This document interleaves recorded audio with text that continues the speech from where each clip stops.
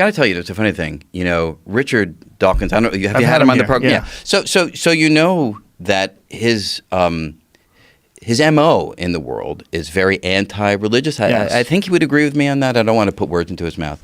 But I did a event with him in New York, the Beacon Theater. I don't know, it was maybe a year ago or something like that.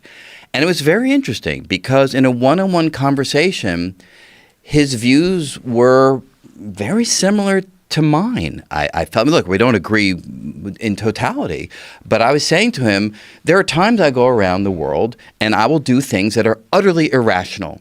I'll knock on wood for good luck. I'll speak to my dead father.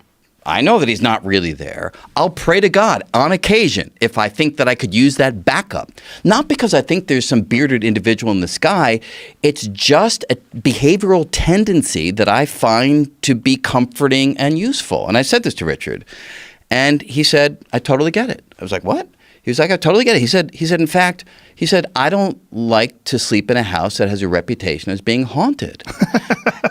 you know, and for me, it was such a beautiful human moment. It was such a beautiful human moment where we were just like being human beings. Right. And he said, we're both sinners. And I agree. We are both sinners in that sense because we know how the world works. We know this doesn't make any sense. And yes, it's still part of somehow how we behave in the world.